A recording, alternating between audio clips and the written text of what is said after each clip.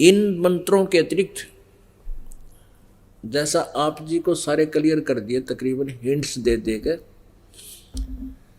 प्रथम मंत्र जो आपको दिया जाता है वो मंत्र, दूसरा मंत्र सतनाम है जिसमें 2 अक्षर है, एक ओम है, दूसरा ये तत् है, तत् सांकेतिक है, और ये सतनाम है। फिर जिसमें आपके सतनाम की कमाई अत्यधिक हो जाएगी यानी पर्याप्त हो जाएगी, उसके बाद फिर आपको सारनाम दिया जाएगा। सारनाम के लिए आप जी उतावले बहुत हो जाते हो और होना भी चाहिए, लेकिन उसकी विधि है कि दास जब आपको योग्य समझेगा तब सारनाम दिया जाएगा। आप अपना प्रयत्न जारी रखिए, भक्ति करते रहिए और आशा रखिए, जितनी बार भी आपसे प्रार्थना की जाए कि सतनाम उस दिन दिया जाएगा, आप सहर्ष आइए और समय आने पर ही आपको मिलेगा। अब जैसे परमात्मा पाने के लिए जैसे पृथ्वी के नीचे जल है, जल प्राप्ति का एक प्रोसीजर है, उस जल को पाने की एक विधि है। जैसे हैंडपंप लगाना पड़ेगा, तो हैंडपंप लगाने के लिए क्या प्रोसीजर है कि एक बोकी मारी जाती है, वह बोकी मिट्टी खोदती है, बाहर पटक देते हैं, फिर मिट्टी खोदती है, बाहर डालते रहते हैं, और साथ में पाइप भी नीचे डालते रहते हैं, पाइप यानी पाइप भी लोअरिंग करते रहते हैं। तो वो सतनाम का काम तो ये समझ लो कि बोकी लग रही है, पाइप नीचे जा रही है, बोकी लगा रहे हो, पाइप नीचे जा रही है। अब 10-20 फुट, 50 फुट, 60 फुट जाने पर हैंडपंप लगवाने वाला कहता है उस मिस्त्री से, कारीगर से, हैंडपंप लाने वाले से कि भी अब तू मेरा ये हैंडपंप चालू कर दे। तो वो मिस्त्री कहेगा जी अभी चालू नहीं हो सकता, क्योंकि अभी इसमें और खुदाई करनी पड़ेगी और बोकी मारनी पड़ेगी और लगवाओ। और जिस समय वो पाइप पानी पर पहुंच जाएगी, जल पर पहुंच जाएगी, तो उसके बाद उसके ऊपर एक मशीन लगाई जाती है, मशीन जिसको हैंडल होता है, उसको हैंड पंप बोलते हैं। वैसे तो सारा मिला के हैंड पंप होता है, लेकिन ऊपर जो मशीन अलग बोलते हैं वो एक अलग से रखा होता है इंस्ट्रूमेंट, जिसमें अथली होती है, हैंडल होता है, फिर उसको ऐसे घुमाते हैं, वाशर होती है, एक सरिया सा लगा होता है, उस ऊपरले पोर्शन को मशीन बोलते हैं।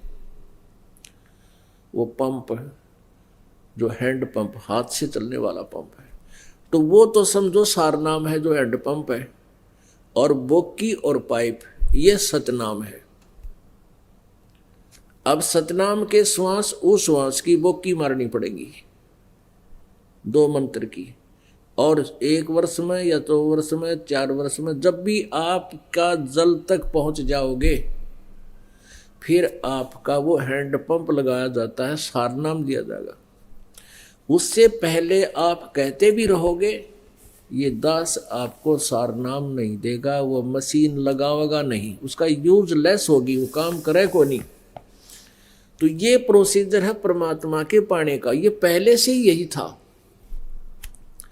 जब से परमेश्वर बहुत बार आए हैं, प्रत्येक युग में अपने इस ज्ञान का वो प्रचार करते हैं। कुछ एक पुण्यात्मा इसको ग्रहण करती है, ज़्यादातर ये मनु जैसे भी सतयुग में परमात्मा के ज्ञान का विरोध किया करती थी, और उन मनु और ने कैखा का भी ज्ञान को नहीं, वेदों का। अपने आत्मा प्रसंग एक टॉपिक आया था सत्संग में कि 3 लोक और भवन चतुर्दश कोई नहीं सत्संगी। ओए हो, ब्रह्मा विष्णु महेश और दुर्गा, और सतयुग के ब्राह्मण ऋषि महर्षि देवता, इन किसी को भी वेद ज्ञान नहीं था। वेदों को कंठस्थ कर लेना एक सेपरेट इशू है, चारों वेदों को कंठस्थ कर लेना ये अलग बात है, लेकिन उसमें वस्तु क्या है, वो हमें क्या संदेश दे रहे हैं, ये समझना विशेष बात है। आविष्कार भगवान ने चारों वेद दे दिए, ब्रह्मा को दिए, और ब्रह्मा जी ने फिर आगे अपने वंशजों को पढ़ाए, ब्राह्मणों को, और ब्राह्मणों ने जैसा ज्ञान ब्रह्मा जी से ग्रहण किया वेदों के अंदर, वेदों में से, क्योंकि ब्रह्मा ने जो उनको ज्ञान सुनाया उसी ज्ञान को उन्होंने अन्य जनता में, क्योंकि ब्राह्मण वर्ग की एक विशेष यही ड्यूटी थी। 4 वर्ण जब बने, ब्राह्मणों का काम था शिक्षा ग्रहण करना और सदग्रंथों का विवेचन करना, अध्ययन करना, फिर उनका निष्कर्ष फिर जनता को समझाना, जगह जगह सत्संग करके बताना। और गीता जी में लिखा है कि विद्वानों से अशिक्षित अविद्वान भी मोक्ष प्राप्त कर सकते हैं। वो कैसे कर सकते हैं कि विद्वानों से सुने हुए वचनों को आधार बनाकर साधना करें। तो इस आदेशानुसार उन ब्राह्मणों से, ऋषियों से जो ज्ञान जनता को मिला उसको फाइनल मान लिया। किस आधार पे कि ये संस्कृत भाषा बोलते हैं, संस्कृत भाषा पढ़े हैं और सदग्रंथ भी संस्कृत में ही है। और ये सभी ऋषि महर्षि कहते हैं कि हम वेदों के आधार पर आपको ये सब ज्ञान बता रहे हैं कि वेदों में ऐसा लिखा। तो सब जनता ने स्वीकार ये हुआ कि ये बड़े विद्वान पुरुष हैं, संस्कृत भाषा जानते हैं और इन्होंने ठीक पढ़ा होगा। तो उस अज्ञान को आज तक उसी का ढोल पीट रहे हैं। अब वो सदग्रंथ जिनके आधार से वो हमें ज्ञान दिया करते थे कि पुराणों में ऐसा लिखा है, वेदों में ऐसा लिखा है, गीता जी में ऐसा लिखा है, आज उसको हम स्वयं पढ़ रहे हैं। उन्होंने जो लोक वेद दंत कथा सुना रखी थी, वो गलत ज्ञान सुना रखा था, उससे विपरीत है आज सदग्रंथों का ज्ञान। तो गीता जी अध्याय नंबर 16 के श्लोक नंबर 23-24 में यही निर्णय दिया कि अर्जुन, शास्त्र विधि को त्याग कर जो मनमाना आचरण करते हैं, मनमानी पूजा करते हैं, उनको ना कोई सुख होता है, ना उनकी गति होती है, ना कोई सिद्धि होती है। इससे तेरे लिए कर्तव्य और अकर्तव्य की अवस्था में कौन सी साधना करनी चाहिए, कौन सी ना करनी चाहिए, उसके लिए शास्त्र ही प्रमाण है और किसी की बात मत मानना।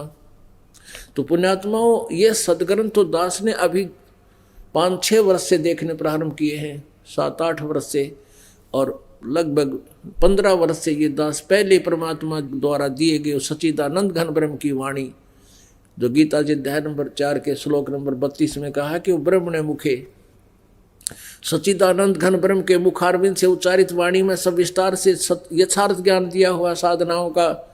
तो उस सच्चिदानंद घन ब्रह्म यानी कबीर वाणी से इस दास को पहले ये ज्ञान प्राप्त था। उसी आधार से 15 साल पहले से ही ये दास ये बताता आ रहा था। अब इन सदग्रंथों का सहयोग आप जी को समझाने के लिए हमारे लिए एक बहुत ही उपयोगी सिद्ध हुआ है, क्योंकि आप जी जिस सदग्रंथ को सही मानते हो उसी में दिखाया जाता है कि इसमें ऐसा लिखा है, और आप जी फिर स्वीकार कर लोगे। और अब भी नहीं कोई मानेगा तो उसके लिए परमात्मा कहते हैं जानबूझ साची तजय और करे झूठते नहीं, ताकि संगत है प्रभु सौपन में भी ना दे। उसकी हमने जरूरत भी नहीं है। जो आंखों देखकर भी विरोध कर रहा है कि ऐसा नहीं है, हम नहीं मानते, तो फिर वो भक्ति योग्य नहीं है, कर्महीन प्राणी है।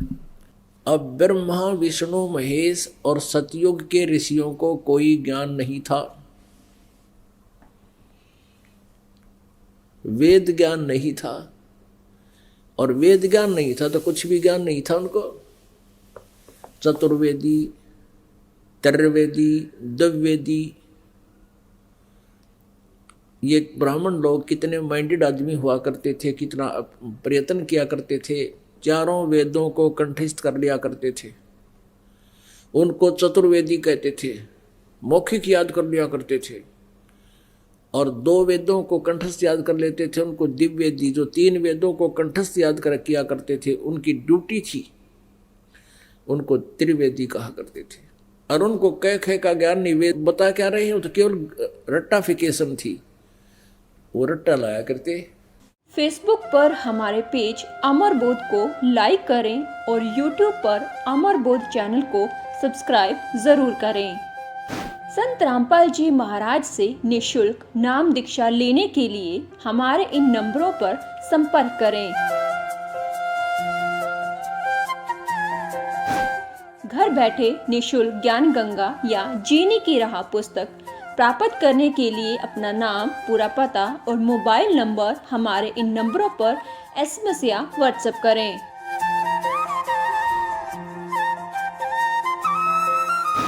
अधिक जानकारी के लिए हमारी वेबसाइट supremegod.org पर विजिट करें।